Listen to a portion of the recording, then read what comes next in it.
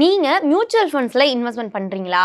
எந்த ஃபண்ட எடுக்கணும்? எதுல மேனேஜ் பண்ணணும்? எப்படி மேனேஜ் பண்ணணும்? எப்படி பேலன்ஸ் பண்ணணும்? அப்படின்னு கன்ஃப்யூஷன்ல இருந்தீங்க அப்படின்னா, இந்த ஒரு வீடியோல ஒரு சொல்யூஷன் இருக்கு அப்படின்னே சொல்லலாம். என்ன அப்படின்னா, செரோதாவுடைய மியூச்சுவல் ஃபண்ட் டிவிஷன் செபிக்கு ஒரு 2 அப்ரோச், அதாவது 2 ஃபைல் வந்து அவங்க ஃபைல் பண்ணியிருக்காங்க.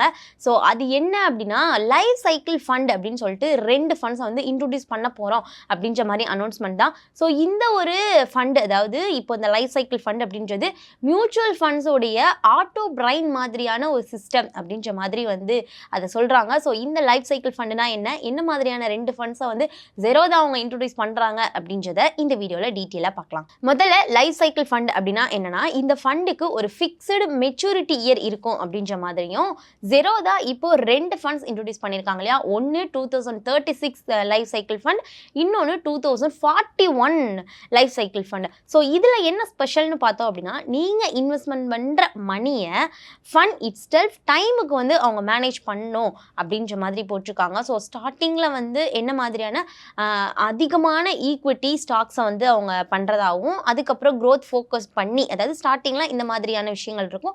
ஸோ டைம் ஆக ஆக வந்து உங்களுடைய டெட்ஸ் வந்து அதிகமாக இருக்கும், அதே மாதிரி அதில் ரிஸ்க் கம்மியாகும் அப்படின்ற மாதிரி போட்டிருக்காங்க. இதை தான் வந்து க்ளீட் பாத் ஸ்ட்ராட்டஜி அப்படின்ற மாதிரி சொல்கிறாங்க. ஸோ இது எப்படி வேலை செய்யுது அப்படின்னு பார்த்தோம் அப்படின்னா, நீங்கள் அஷ்யூம் பண்ணுங்கள், இப்போ 2026 நீங்கள் இன்வெஸ்ட்மெண்ட் பண்ணுறீங்க அப்படின்னா 2041 ஃபண்டில், அதாவது 2041 ஃபண்டில் ஸ்டார்டிங்கில் 80% வந்து ஈக்விட்டியும் 20% டெட்டும் இருக்கும்.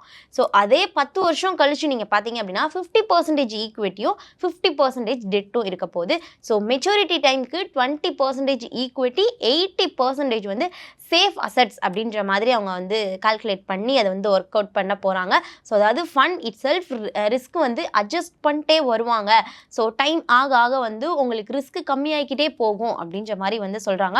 ஸோ சிம்பிளாக சொல்லணும் அப்படின்னா, நீங்கள் இன்வெஸ்ட்மெண்ட் பண்ணிட்டு மறந்துடலாம், ஃபண்ட் உங்களுக்கு வந்து அதுவாகவே அட்ஜஸ்ட் பண்ணிக்கிறோம். எந்த இடத்துல வந்து ஈக்விட்டியை கூட்டணுமோ, எந்த இடத்துல டெட்டை கூட்டணுமோ, எந்த இடத்துல பேலன்ஸ் பண்ணணும் அப்படின்றத டைம் ஆக ஆக அதுவாகவே வந்து டைமுக்கு கரெக்டாக மேனேஜ் பண்ணும் அப்படின்றத தான் வந்து இப்போ ஜெரோதா இன்ட்ரோடியூஸ் பண்ணியிருக்காங்க. இந்த மாதிரி தான் இது ஒர்க் ஆகும் அப்படின்ற மாதிரி. ஸோ ஏன் வந்து செபி வந்து இதை இன்ட்ரோடியூஸ் பண்ணணும் அப்படின்னு கேட்டோம் அப்படின்னா, செபிக்கு ஒரு முக்கிய கோல் இருக்குது. என்ன அப்படின்னா, இன்வெஸ்டர்ஸை பொறுத்தவரையும் அவங்க லாங் டேர்மோடைய பிளானிங் வந்து ரொம்ப ஈஸியாக இருக்கணும். அவங்க லாங் டேர்ம் வந்து பிளான் பண்ணுறாங்க, என்னுடைய ரிட்டைர்மெண்ட்டுக்காக இருக்கட்டும், எஜுகேஷனாக இருக்கட்டும், எதுக்காக இன்வெஸ்ட்மெண்ட் பண்ணும் போது லாங் டேர்மாக அவங்க வந்து இன்வெஸ்ட்மெண்ட் பண்ண போகிறோம் அப்படின்னா அவங்களுடைய பிளானிங் வந்து ரொம்ப ஈஸியாக இருக்கணும் அப்படின்ற மாதிரி வந்து செபி வந்து ஒரு கோல் வச்சுருக்காங்க. ஸோ இந்த நியூ ஸ்ட்ரக்சர் மூலியமாக, அதாவது செரோதா இன்ட்ரோடியூஸ் பண்ண இந்த 2 ஃபண்ட்ஸ் இருக்கு இல்லையா, 2036 life cycle fund and 2041 life cycle fund, இந்த 2 ஸ்ட்ரக்சர் மூலியமாக ரிட்டையர்மெண்ட் பிளானிங் ஈஸியாகும். அதே மாதிரி சைல்டு எஜுகேஷன் கோல்டோடைய பிளானிங்குமே ஈஸியாகும்னு சொல்கிறாங்க. ஸோ இதில் வந்து கன்ஃபியூஷன் ரொம்ப குறையும். எந்த இடத்துல எத்தனை பர்சன்டேஜ் நம்ம வந்து பண்ணணும், இப்போ இந்த வயசில் நம்மளுக்கு எது வந்து கூடுதலாக வந்து நம்ம இன்வெஸ்ட் பண்ணணும், எதை வந்து கம்மியாக பண்ணணும் அப்படின்றதெல்லாம் வந்து தாண்டி இது வந்து கன்ஃபியூஷன் குறையும் அப்படின்ற மாதிரி சொல்கிறாங்க. அதே மாதிரி ரேண்டம் ஃபண்ட் ஸ்விட்சிங்லாம் எல்லாமே வந்து ரேண்டமாக வந்து இன்வெஸ்ட்மெண்ட் பண்ணாமல் ஈக்விட்டி அட் டெட் அப்படின்னு சொல்லிட்டு இது வந்து பர்டிகுலராக போகிறதுனால இவங்களுக்கு கொஞ்சம் கிளாரிட்டியாக இருக்கும், கன்ஃபியூஷன் குறையும் அப்படின்னு சொல்கிறாங்க. ஸோ மியூச்சுவல் ஃபண்ட் இண்டஸ்ட்ரியில் ஒரு டிசிப்ளின் வரும் அப்படின்றதுக்காக செபி வந்து இதை இன்ட்ரோடியூஸ் பண்ண போகிறாங்க அப்படின்ற மாதிரி. ஸோ இதில் என்ன மாதிரியான அட்வான்டேஜ் அப்படின்னு பார்த்தோம் அப்படின்னா, அட்வான்டேஜை பொறுத்த வரையும் இது வந்து ஆட்டோ ரீபேலன்சிங் இல்லையா. ஸோ அதுவாக வந்து பேலன்ஸ் பண்ணிக்கிறோம். அதே மாதிரி லாங் டேர்ம் டிசிப்ளினாகவும் இருக்குது. நோ நீட் கன்ஸ்டன்ட் மானிட்டரிங், நம்ம வந்து மானிட்டர் பண்ண தேவையே இல்லை, அதுவாகவே பேலன்ஸ் வந்து ரீசர்ச் பண்ணிக்கிறோம். அதே மாதிரி கோல்டு பேஸ்டு இன்வெஸ்டிங்குமே இது வந்து ஒரு அட்வான்டேஜாக பார்க்குறாங்க.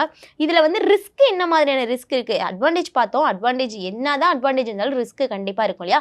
ஸோ ரிஸ்க் என்ன மாதிரி ரிஸ்க்குன்னு பார்த்தோம் அப்படின்னா, மார்க்கெட் டைமிங் வந்து கண்ட்ரோல் இல்லாமல் இருக்குது. அதே மாதிரி ரிஸ்க் அப்பீட் மேட்ச் ஆகாமல் இருக்கலாம் அப்படின்ற மாதிரியும் one size fits all approach அப்படின்ற மாதிரி போட்டிருக்காங்க. ஸோ பிளைண்டாக வந்து இன்வெஸ்ட்மெண்ட் பண்ணக்கூடாது. இதுலையும் நம்ம எதில் இன்வெஸ்ட்மெண்ட் பண்ணுறோம் அப்படின்றத பார்த்துட்டு இன்வெஸ்ட் பண்ணணும். ஸோ யாருக்கு இந்த ஒரு ஃபண்ட் வந்து சூட்டபிளாக இருக்கும் அப்படின்னு பார்த்தோம் அப்படின்னா, ஃபஸ்ட் டைம் இன்வெஸ்ட்மெண்ட் பண்ணுறீங்க அப்படின்னா கட்டாயம் இது சூட்டபிளாக இருக்கும். லாங் டேர்ம் கோல்ஸ், அதாவது 10 to 15 இயர்ஸ்க்கு மேலே நான் இன்வெஸ்ட்மெண்ட் பண்ண போகிறேன் அப்படின்னா கண்டிப்பாக வந்து இந்த ஃபண்ட் உங்களுக்கு சூட்டபிளாக இருக்கும்.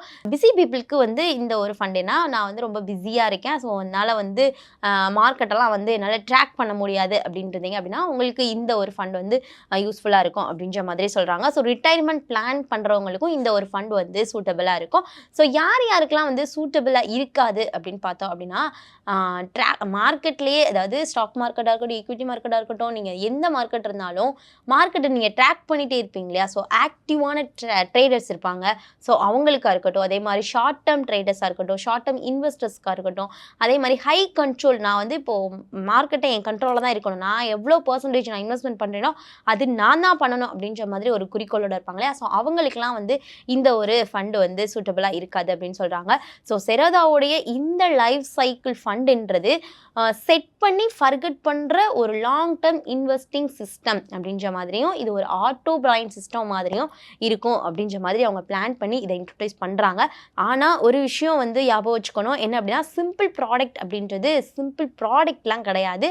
அது வந்து ப்ராப்பர் அண்டர்ஸ்டாண்டிங்கிறது ரொம்பவே முக்கியம். இப்போ நம்ம வந்து எதுனாலுமே சிம்பிளாக கிடைக்குது அப்படின்றது சிம்பிள் ப்ராடக்ட் அப்படின்ற மாதிரி யோசிக்கக்கூடாது அப்படின்னு சொல்கிறாங்க. ஸோ செரோதாவுடைய இந்த 2 ஃபண்ட்ஸ் இப்போ இன்ட்ரடியூஸ் பண்ணியிருக்காங்க இல்லையா, அந்த லைஃப் சைக்கிள் ஃபண்ட்.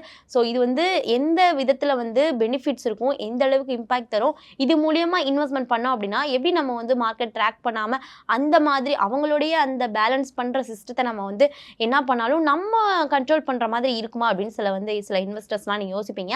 ஸோ உங்களை பொறுத்தவரையும் இன்வெஸ்ட்மெண்ட் பண்ணிவிட்டு நீங்கள் வந்து கவலை இல்லாமல் இருக்கணுமா, இல்லை நான் வந்து ரொம்பவே ட்ராக் பண்ணிட்டு இருப்பேன், மார்க்கெட் எங்கே போகுது எப்படி போகுதுன்றது எனக்கு தெரிஞ்சே ஆகணும் அப்படின்ற மாதிரி நீங்கள் யோசித்தீங்க அப்படின்னா உங்களுக்கு எந்த ஃபண்ட் வந்து ரொம்பவே சூட்டபிளாக இருக்கும் அப்படின்றத மறக்காமல் கமெண்ட்ஸில் சொல்லுங்கள். தெரியாதவங்க தெரிஞ்சுக்கட்டும். மோர் இன்ஃபர்மேஷனுக்கு நம்ம சேனலை ஃபாலோ பண்ணிக்கோங்க.